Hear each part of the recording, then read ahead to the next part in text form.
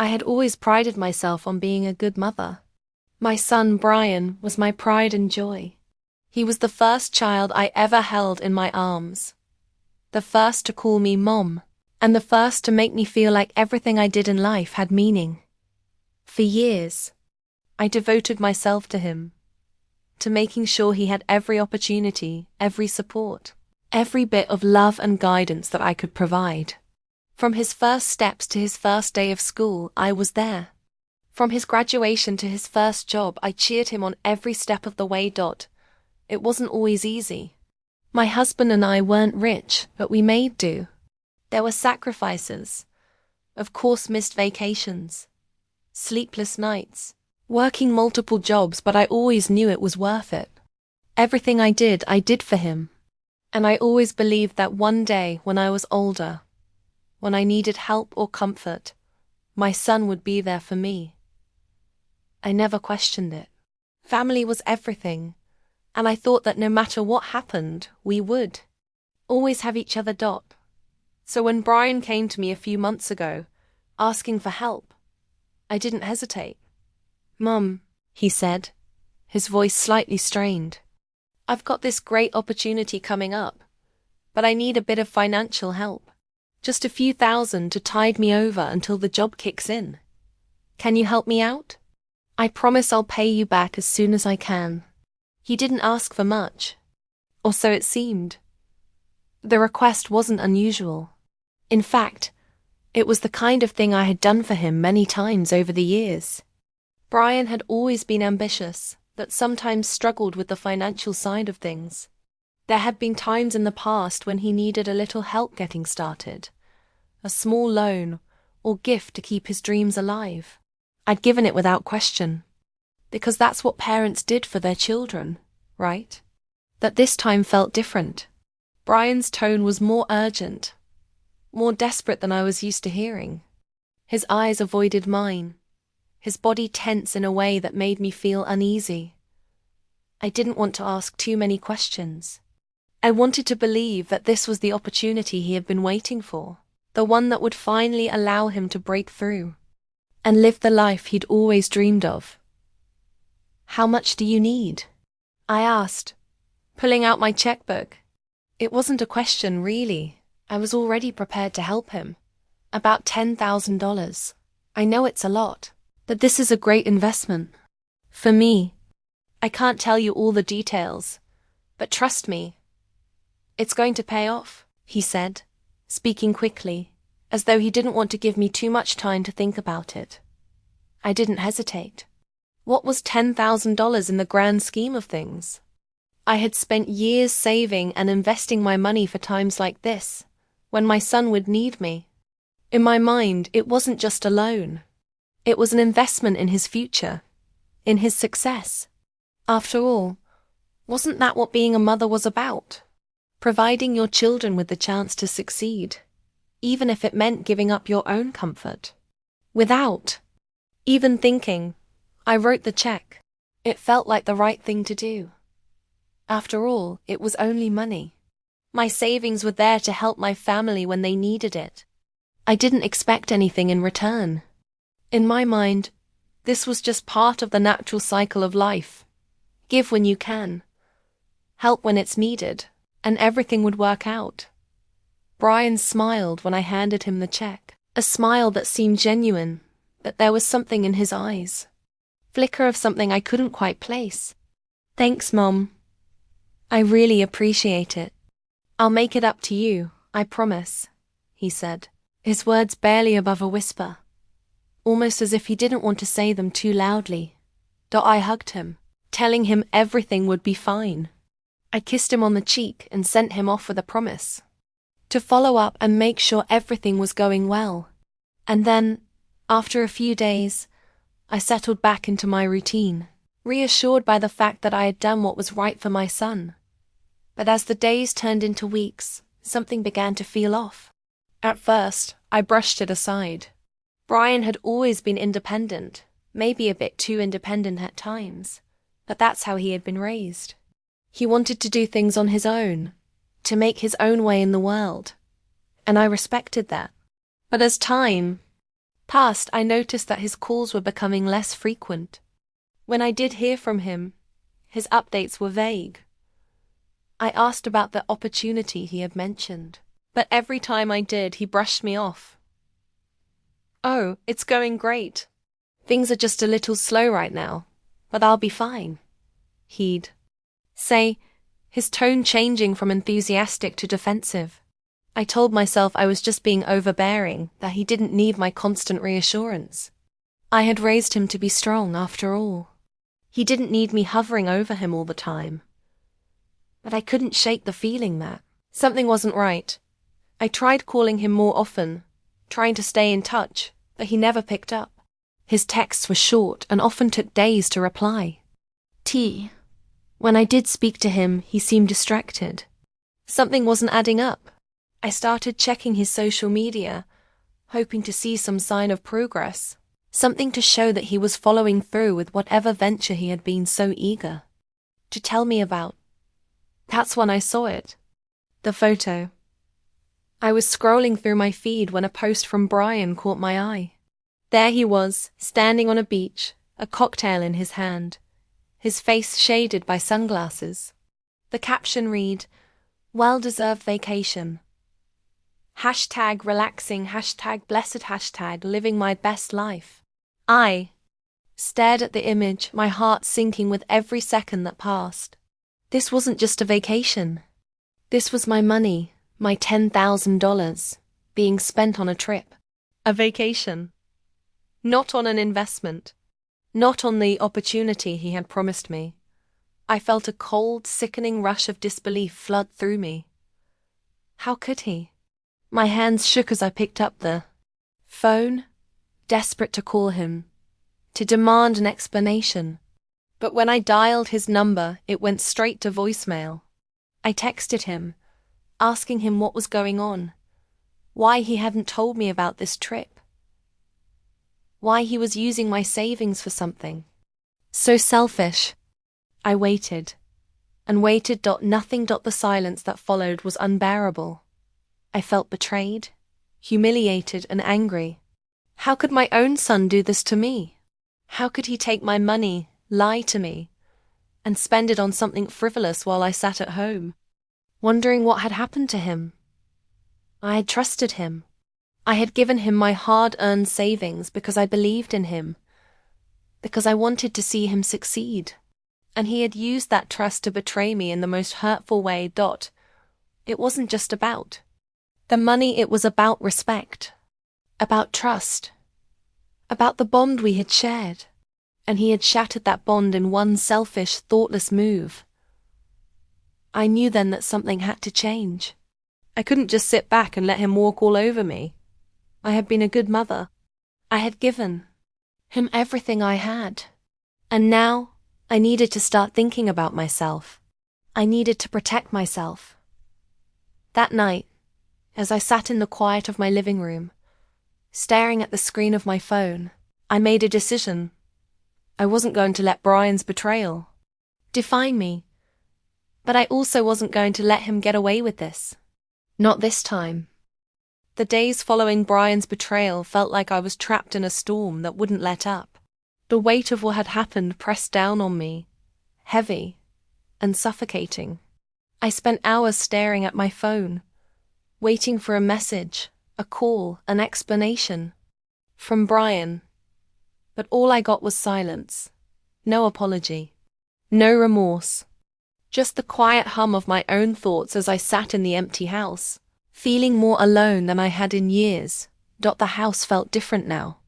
The rooms that used to be filled with the chatter of family, with laughter and love, now felt hollow, as if a part of me had been ripped out. I tried to tell myself that it was just a mistake, that maybe Brian didn't mean to hurt me, that he had his reasons for acting the way he did. But deep down, I knew better. The truth was painful. My son had used me. He had stolen from me, not just my money, but my trust, my faith in him as the person I had always believed him to be. I couldn't stop thinking about that photo, the one of him on the beach, living a life of luxury while I sat in the quiet. of my home, trying to pick up the pieces of my shattered heart. I had spent so many years working to provide for him, making sacrifices so he could have the things I never did. And yet, he had thrown all of that back in my face, using my savings as a personal slush fund for a vacation that had nothing to do with the future he had promised me. That's when I realized something. This wasn't just about the money.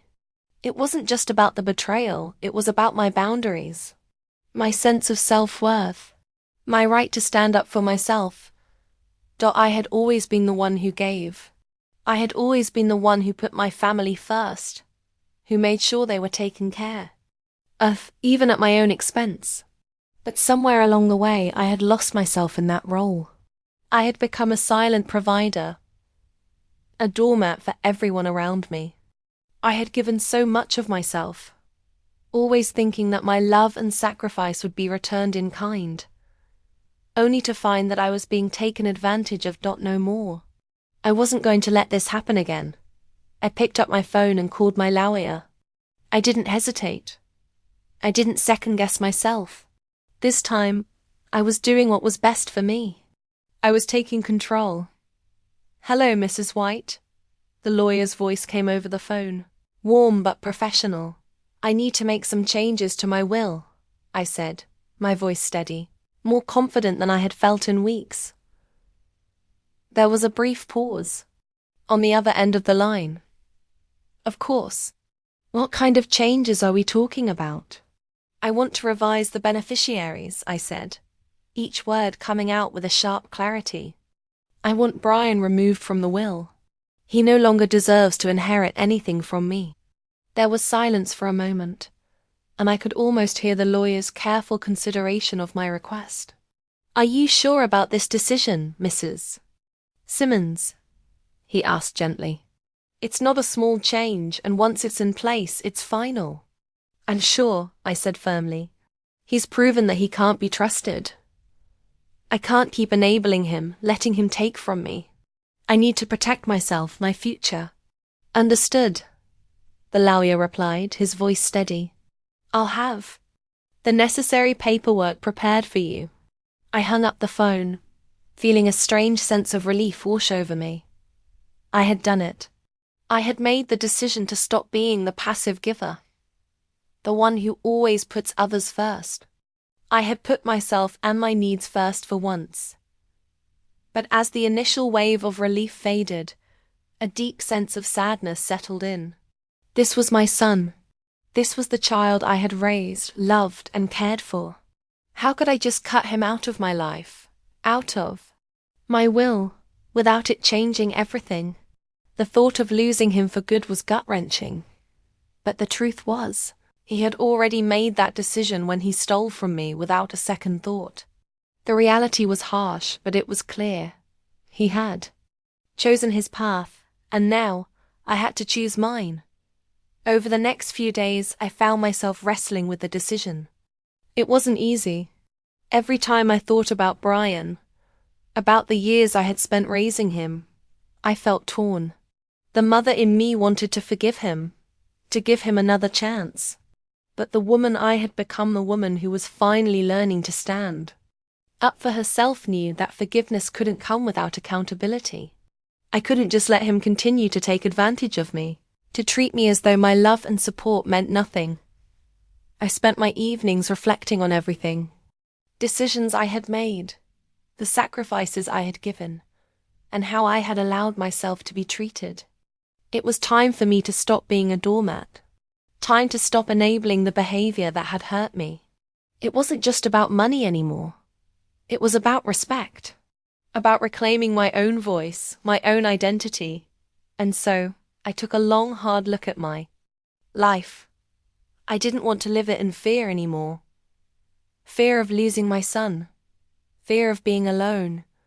Fear of making the wrong decision. I had been afraid for too long. Afraid to speak up. Afraid to draw boundaries. But now I saw things clearly. This wasn't just about me protecting my savings, it was about me protecting my dignity, my peace of mind, my future. I wasn't going to let my son's actions define me. I wasn't going to let him dictate the terms of my life any longer. I had given him everything I had, and now it was time to focus on what I needed, what I deserved. It wasn't about revenge.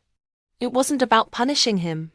It was about taking control of my own life again, about making sure that I was never taken advantage of again, no matter who the person was. I had raised Brian to be strong, independent, and responsible. It was time for him to live by those values and take responsibility for his actions.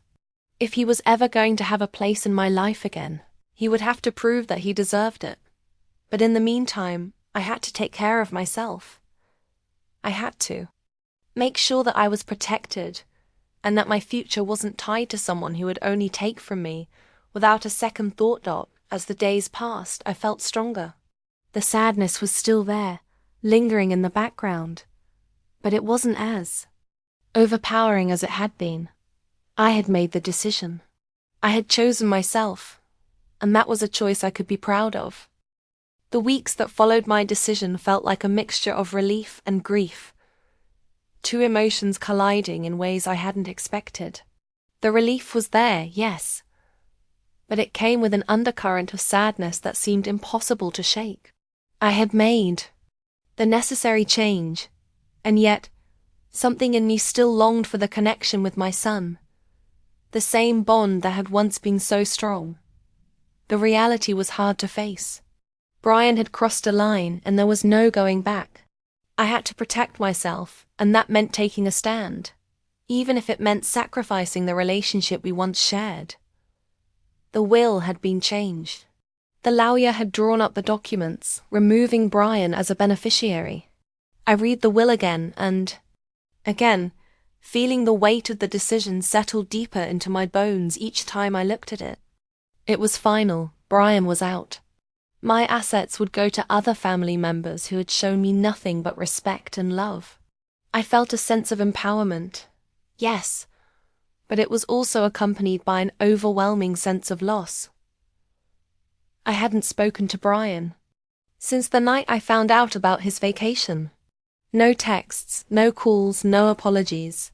He never reached out to explain himself, never acknowledged the betrayal he had committed.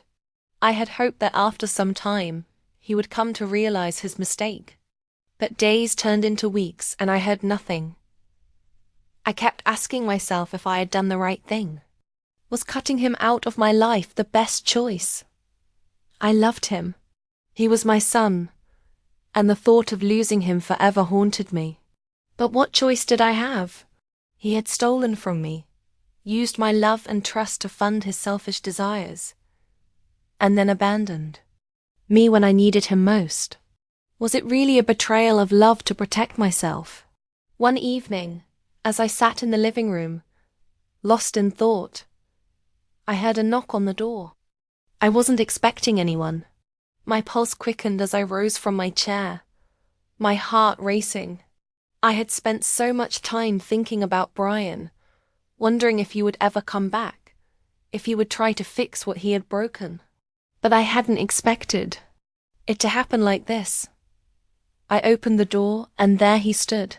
Brian, my son. But he wasn't the same boy who had walked out the door months ago. He looked different, his face tired, his eyes heavy with something I couldn't quite place. For a moment, neither of us said anything. We just stood there, staring at each other, the distance between us palpable. "Mom," he finally said, his voice low, almost hesitant. "Can we talk?" I didn't know what to say. I didn't know how to react. Part of me wanted to scream at him, to tell him how much he had hurt me, to ask him why he had done what he did. But another part of me, the part that still loved him, despite everything, just wanted to listen. I stepped aside, silently inviting him in, but my heart was pounding. We sat down at the kitchen table. I didn't offer him tea or coffee. I just sat there, waiting for him to speak, to tell me what had brought him back. "I've been a fool," Brian began, his voice trembling with emotion. I can't even begin to tell you how sorry I am for what I did. I was selfish. I took from you without thinking about how much it would hurt you, without understanding what you've done for me my entire life. I've been so caught up in my own world, chasing things that don't even matter, and I've neglected the most important people in my life. I looked at him, searching his eyes for any sign of sincerity. I had heard him apologize before, but this time, something in his voice, something in the way he was speaking, told me that he was finally understanding the weight of his actions. "I'm so sorry, Mum," he continued, his voice cracking with emotion. "I don't expect you to forgive me, but I need you to know that I regret everything. I've been thinking about you every day, about how much you've done for me, how you've always been there for me, and I've treated you like you were nothing." I listened in silence, letting his words wash over me. It wasn't easy. The pain was still there, sharp and fresh, but there was also something else, a flicker of hope. Maybe this was the moment I had been waiting for. Maybe this was the moment when Brian finally understood what he had done and was ready to make things right. "I know I don't deserve your forgiveness," he said, his eyes brimming with tears now. "But I need to ask for it because I can't live with myself knowing how much I've hurt you. I want to make it up to you, Mum. I want to fix what I've broken." I took a deep breath. The room was still, the weight of the moment heavy between us. Part of me wanted to embrace him, to forgive him in an instant, to sweep everything under the rug, and pretend like nothing had happened. But I knew I couldn't do that. I had learned, in the hardest of ways, that my love for him couldn't outweigh the importance of respect. "Brian," I said quietly, my voice steady, "I can't forgive you just yet. What you did was wrong. You betrayed my trust, and that hurt more than I can put into words. But I do hear you. I hear your apology, and I see the pain in your eyes. You've taken the first step, and that's something." His eyes filled with hope, and I could see the relief in his posture. But I knew this was only the beginning. Trust wasn't something that could be fixed overnight. It wasn't something that could be mended just because he apologized. It would take time, and it would take effort. It would take consistent actions to show me that he was truly sorry and willing to earn back the respect he had lost. "You've shown me that you're willing to make things right, but I need more time," I continued. "I need to see that this is more than just words. I need to see that you can take responsibility for your actions and that you're willing to work to rebuild the trust you broke." Brian nodded slowly, his face a mix of understanding and guilt. "I get it. I'll do whatever it takes. I don't expect everything to be okay right away, but I'll prove to you that I'm serious." We sat there in silence for a while, neither of us knowing exactly what the future held. But in that moment, something shifted. Maybe it was just a small shift, barely noticeable, but it was there. A crack in the wall that had formed between us, a chance for healing. Later that evening, after Brian left, I sat in the quiet of my living room, reflecting on everything that had happened. The pain was still there. The betrayal still stung, but something had changed.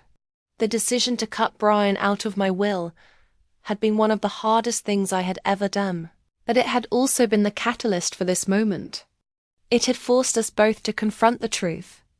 I didn't know what the future held for me and Brian, but I did know one thing. The road to rebuilding our relationship would take time.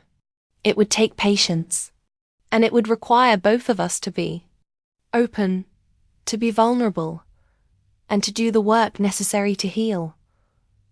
I couldn't forget what he had done, and I didn't know if I would ever be able to trust him completely again.